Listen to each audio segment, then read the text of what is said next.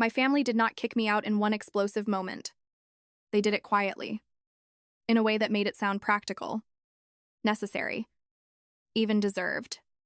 By the final conversation, the decision had already been made. I could hear it in their voices before anyone said the words directly. No one was yelling or crying. That was the part that made it feel colder. If there had been anger, I could have told myself it was temporary. If there had been chaos, I could have believed someone might regret it in the morning. But there was only calm. They talked about responsibility, my choices, and how I needed to learn life the hard way. They framed it like a lesson, like pushing me out was somehow for my own good. I remember standing there, waiting for one person to hesitate, one person to soften, one person to say, maybe this had gone too far. No one did. That silence hit harder. It told me this was not a reaction. It was verdict. I was not just being told to leave a house.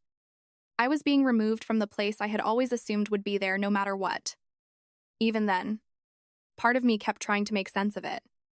I replayed every argument, every disappointment, every decision they had criticized, looking for the exact point where I had crossed some line I did not know existed. But the truth was simpler and uglier than that. They had only supported me as long as I fit their picture. The moment I stopped matching it, support became disappointment. Disappointment became judgment. And judgment became rejection. Walking out that night with a bag and nowhere certain to go felt unreal. I was not thinking about dignity or fairness or even anger. I was thinking about how quickly belonging could disappear when it had always depended on obedience. The first weeks after that felt like living between shock and embarrassment. I kept expecting my phone to ring with an apology or at least a softer version of what had happened. I told myself maybe they just wanted to scare me. Maybe they needed time. Maybe someone would call and tell me to come back once everyone calmed down. That hope lasted longer than I wanted it to. Mostly because the alternative was harder to accept. If nobody called, then I would have to admit they meant it. Reality arrived through practical things. Finding somewhere to stay for more than a night, counting money down to small purchases, realizing how many basic things feel invisible until they vanish all at once. A room, a key, a place to leave your things, a place to return to without explaining yourself. At the same time, I noticed something else, and it felt almost wrong to admit it. For the first time in years, nobody was standing over my decisions. Nobody was correcting my next move before I made it. That freedom did not feel empowering in the beginning. It felt terrifying. I had spent so long shaping my choices around approval that making decisions alone felt like stepping into open air without knowing whether there was ground below. I made mistakes immediately. Some were small and forgettable. Others cost me time, money, or opportunities I could not afford to lose. But even those mistakes taught me something my family never had. I was capable of surviving my own decisions. There were nights I felt humiliated, angry, exhausted, and deeply alone. But mixed into all of that was a new feeling I did not recognize at first. My life was becoming mine. Not comfortable or easy, but mine. And once that truth started taking root, I stopped waiting for rescue from the same people who had pushed me out in the first place. If the people who were supposed to support you left you with nothing, would you keep waiting for them to come back, or force yourself to build a life without them? Comment your choice. Progress was not dramatic. There was no moment where everything suddenly worked out. It was slow, repetitive, and often discouraging. I took work because I needed money, not because it matched some larger vision. Then I found better work because I had no choice but to keep moving. I learned how to be useful before I learned how to be ambitious. For a long time, success was not even the goal. Stability was, I wanted rent paid on time, food in the kitchen, a phone bill I could cover without panic, a week where nothing unexpected knocked me backward. But something changed during that grind. The more I worked, the less I thought about proving anything to my family. I was too busy building a life they had assumed I could not manage. That shift mattered. I was no longer chasing their approval. I was building something real. I started paying attention to what I was actually good at instead of what they had told me should matter. I noticed that when no one was around to define me, I made better choices than they had ever given me credit for. I also noticed that the confidence they used to call arrogance was really self-trust, something I had never been allowed to develop at home. Opportunities followed slowly. A better role, better pay, and better people around me. Then a chance that changed everything. Work that was not just stable, but meaningful and connected to a future I wanted. I took it without asking anyone for permission. That still feels important now. Not the title, money, or outcome. The decision, I chose it myself. And then I kept choosing for myself until the life I was living no longer looked like survival. It looked like success. Not the polished kind people post online, but the real kind. The kind built from discipline, exhaustion, learning, and refusing to let rejection become identity. By the time my life started looking impressive from the outside, I had already done the hard part. I had become someone who no longer needed my family's version of belief. The first time they came back, I recognized the pattern before I recognized the emotion. The message was light, a casual, almost warm. They said they had heard I was doing well. They asked how I had been. They avoided the past so completely that it almost sounded strategic. Like mentioning it would ruin the tone they were trying to create. There was no apology. No acknowledgement of the night they pushed me out. And no recognition of what it had been like to rebuild without them. Just a quiet attempt to step back into my life as if the distance between us had formed naturally instead of being forced. That told me everything I needed to know. People who regret hurting you usually start there. They do not pretend nothing happened. They name it because they understand it mattered. My family did the opposite. They wanted access without accountability. At first, I answered carefully because I wanted to understand what this really was. I kept the conversation polite and short. I did not confront them.